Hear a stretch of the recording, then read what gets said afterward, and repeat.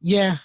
Yeah, and I don't know. I guess it'll give a lot of those athletes or performers, the ability to kind of go back and kind of find their artistic integrity, because a lot of times, and this from like being at cons, like and being on, when you're sitting Yeah. at a table and you're just on trying to sell books, trying to interact with people. Same thing with performers on stage, right?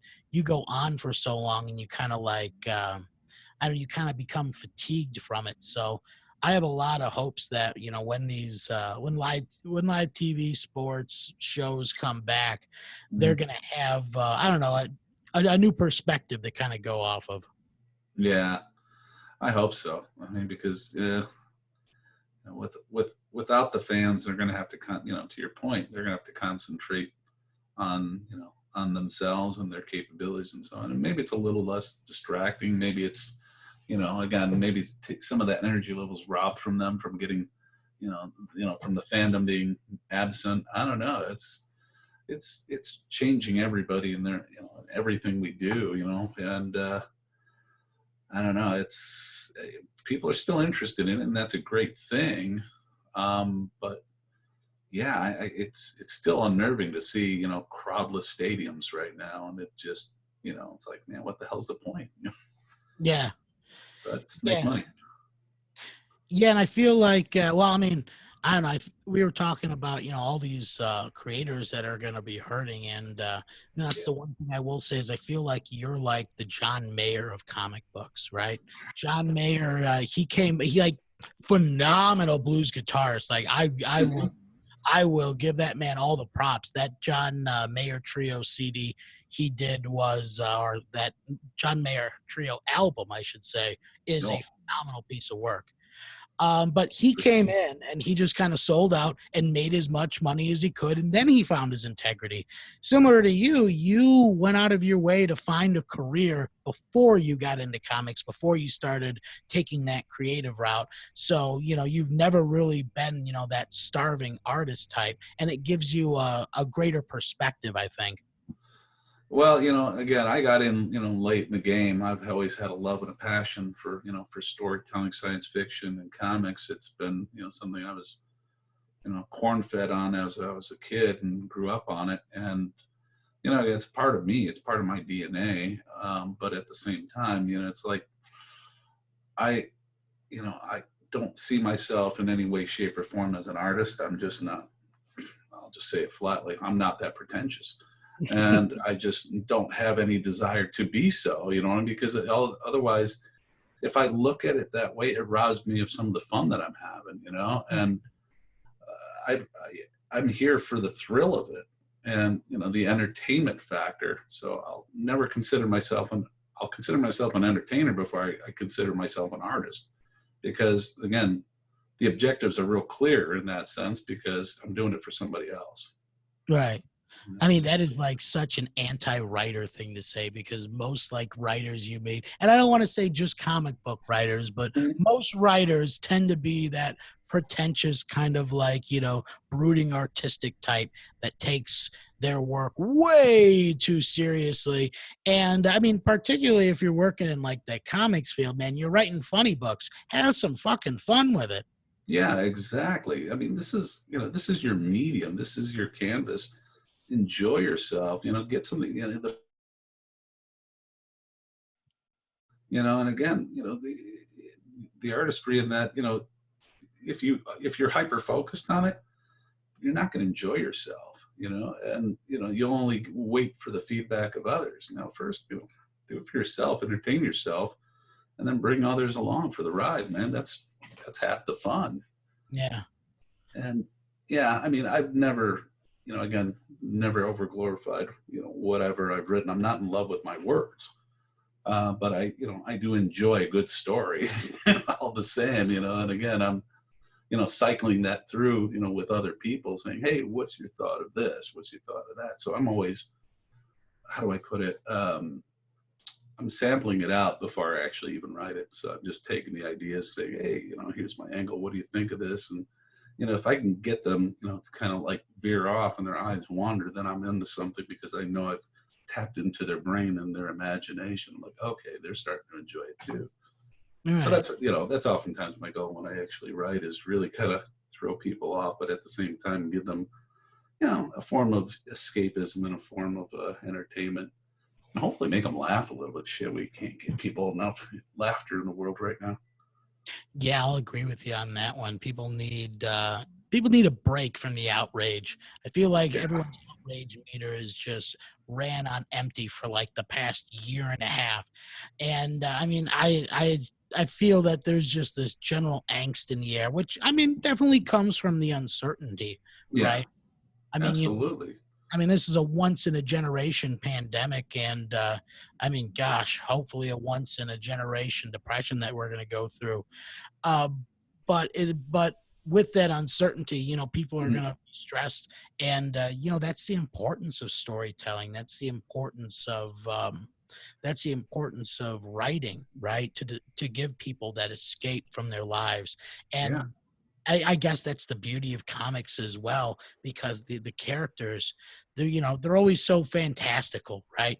Hmm. They always stand for these ideals, and really, I mean, in times of uncertainty, we're all looking for a hero. Oh yeah, most definitely. So there's, you know, you need that moral fiber, that moral grounding. You need something to look up to. And I think that's, part of the problem, that we're oftentimes saying, it's like, oh, I want somebody I can relate to. Right. Well, if you're no good and you relate to them, then more than likely they're no good either, right? So, I mean, well, what's the point of that? I mean, so, I like the heroes you can't relate to, or the ones that you want to aspire into. Right. And again, I think society-wise, we kind of lost a little sight of that, and that's too bad because, without the aspirations, how do you dream really? Because if everybody's grounded and it's in reality, where's the fun of that? Where's the escape? I want something otherworldly. I want something fantastic. I want something off the chains bizarre, So that's what I look for in things. I don't want them close to me. Shit, reality hurts enough as it is. I want to be out of it, and I want a story to take me out of this world and help me forget for things, once in a while. And if again, it's just a mental roller coaster ride at the end of the day. You don't want to be cheated. Yeah. Yeah. And I guess that's the well, I don't know. It's funny to watch like the evolution of superheroes because when you look at Superman, for example, Mhm. like when Superman was first introduced, like he was solving real world problems. He was going Mhm. after, corrupt politicians or the Klan or, Yeah. like simple bank robbers, mobsters, stuff like that. And, as people identified with him, he gets more fantastical as he goes along. And I feel like that's where superheroes resonate with people is like you love the fantasy of like of someone being able to show up and save you from whatever is plaguing you in your life. Yep. And you wanted to do it simply because, in our lives, things are always so complicated. But, hey, here comes the superhero. They step in, they stop the bullets with their chest, they bend that gun, they sock the guy with one hand, and, problem solved, right? So, well, hell, we could do that, right? But it sure is nice if it happens, especially in guarding us. It's a dream come true. So yeah, that's those classic '50s Supermans is where you see stuff like that. And yeah, you're right. He was very grounded. Hell, he didn't even fly back then. He was leaping around like the Hulk. Yeah, So that's single bound. yeah, exactly. So that was pretty cool. I didn't really understand that at first, but yeah, he's just literally leaping, from spot to spot. And I think they in that recent book where Superman fights the Ku Klux Klan, he's like riding on top of electrical wires. So I'm Yeah. getting across. Yeah. So I Oh, thought that was really? pretty So cool. like a static shock kind of a moment. Yeah. So he's like leveraging that almost, like a hyper fast balancing act and walking across those wires. And yeah, that's kind of a cool idea. He's almost like, one of those cable cars, so he's running instead of below it, he's above it, just Yeah. scooting all the way across. So I thought that was pretty imaginative because again, I'm so used to him flying that I was like, okay, here's the way that he's getting around without hitting cars and stuff like that. And he's above it all. So I guess let me ask you, when you were a kid then, and yeah, I know you said that, you kind of geared towards the fantastical stuff that would kind of take you away. Mhm. Which character really resonated with you as a kid? Oh man, I mean, without a doubt, you had your Superman, you had your Spider-Man. I adored the Hulk and the Fantastic Four. I really got a kick out of Captain Marvel, though. I mean, that guy was something else. It was kind of a weird comic, though, but he was also, you know, he was very grounded. He had these powers of a god, and he was very grounded at the same time because at the end of the day, you know, Superman just put on a pair of glasses and became Clark Kent. Or this guy, originates as a child, and it's his innocence, his nobility of a child is what carries him as a hero. And I thought that was pretty cool. I didn't totally get it back then, but growing up, I realized there was really something unique and different about him. But again, same thing with Spider-Man. Spider-Man was uber responsible with everything and anything that he did. I mean, he was the most thoughtful human being I could ever imagine. It was like this guy placed other people always first before himself. And that's a measure of integrity. That's just you can only read about, I guess. Again, this is what I grew up on, and just like these are this is your role models here, if you will. You didn't find out that they were date raping anybody or anything. Right. I'm glad. It's not like they twisted them, and then all of a sudden, my heroes are now villains. Now they've remained heroes, thank goodness. Can't always relate to them, but still, they pretty much stayed form. Yeah, and I feel like with Shazam, or the original Captain Marvel, for folks who aren't aware that that character was the original Captain Marvel. um it kind of takes that childhood fantasy, right? The Oh naivety of yeah, being a child, the innocence of being a child, and then giving that kind of a kid the ability to do anything, and it really brings that kind of simplistic morals with it, right? hmm Same with Spider-Man. Spider-Man, he was a young kid who got these powers. And really, if you're, looking at the story of Spider-Man philosophically, you're looking at the story of American exceptionalism, right? yeah, The idea that if you have the ability to address a situation, you have the responsibility to address the situation, which, I mean, it's definitely, an after World War II kind of view of how America should, take the leadership role in the world, right? yeah, So that kind of philosophy, I mean, it really goes a long way. Though, and it's, I mean, looking at it, what, 60, 70 years after the fact now, yeah, I mean, definitely, almost a very naive way to look at that. If you have the ability to do something, it doesn't necessarily mean you should do something, depending on how you would address that situation. yeah. You're right. I mean, it's not. There's a degree of unreality with it. Being absolutely accountable for your actions and others. That's unheard of. And but again, it's not to say that we can't aspire to something to that level. I mean, it would shit, if we all could do that, it'd probably be a lot better society that we have, because again, we wouldn't be using scapegoats all the time. We'd first own it, you know, Yeah. before blaming others. That would change the paradigm altogether. Yeah. But again, that's the dreamer's view, of looking through the lens of the rose-colored sunglasses of superheroes, right? Yeah. I mean, I don't know. Superheroes, I idealize they are, the best facets of our society, right?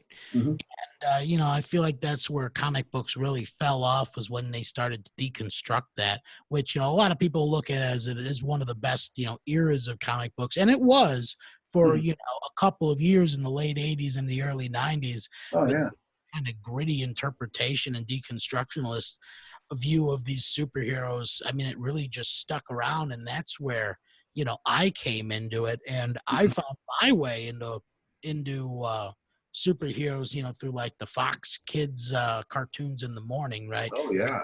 And Spider-Man, Batman, the animated series. Those are And great. That's great way to grow up then. Yeah, but I guess getting back to my point, it was at that time when comics had that hard shift towards adult audiences, Yeah. and it's hard to find kid-friendly books. That's why I ended up reading a lot of the old stuff, Mhm. those big published, black and white, like '60s Yeah. Spider-Man and the old Fantastic Fours, Avengers, stuff like that. Yeah, definitely. And again, he just kind of roped you in. He just wanted to learn more. And heck, anything that kind of gets you to read isn't a bad thing because, it triggers the imagination, and that's the beauty of reading, and, comic books included. They're like, oh, but that's not really reading. If you're reading words, you're reading, Yeah. so, whether it's 1,000 words or just 20, it doesn't matter. You're reading and you're working a different part of your brain. And, again, it's a bit of a tonic, for the soul after a while. And reading's, like I said, I'm can't stress enough about the importance of reading, man. But again, that's part of the reason how I read so much when I was a kid. It was 70% comic books. Yeah, I've gone on the record and said this, and I'll go ahead and say it again. I would not know how to read right now if it wasn't for comic books, because when I was a kid, it was hard to get me to read anything. I definitely had undiagnosed ADHD, so it was hard to keep my attention on anything school related. And plus, I went to a parochial school too, so half the time I'm like, man, you want to tell me these Bible stories you want me to read? Now, let me show you some other stories about some superpowered individuals. So yeah, I wouldn't have learned how to read if it wasn't for comic books, and I definitely, uh, I definitely wouldn't have, developed the kind of moral compass that I have right now if it wasn't for comic books. No doubt, Jimmy. Yeah, I'm in the same boat. I mean, I wouldn't have half the vocabulary I have if it wasn't for comics. It's like, well, what the hell does that word mean? And back in that time, and I'm dating myself, shit, I couldn't look it up on the internet and instantly get my gratification. I had to grab another book and look it up, using a damn dictionary. So either way, I was just like, you were proud that you found out what that word was. There was a sense of discovery and revelation with it, and it's like, yeah, I'm going to use that word. It's fancy, startle people, But yeah, that's how it starts, and you're trying to word dazzle people. Yeah, and I don't know. I feel like that's maybe one of the reasons why Excelsior became such a thing, right? He just wanted to razzle dazzle people. Oh yeah, no doubt. I mean, I'll give Stanley props till the very end. I mean, if it wasn't for him, I wouldn't have half the vocabulary that I have right now. The guy just gave it to me, but his word usage was, well, I mean, it was always, he had a headline writing style, and that was the beauty of Stan Lee. Everything was overly sensational, everything was hyper epic, and it was like, yeah, that's what you need out of a comic book, right? Yeah. And it's like, it's more than just the art. The words carry you, and it's like you memorize that kind of stuff. So yeah, I adored that writing style. You're not going to see it in much use anymore.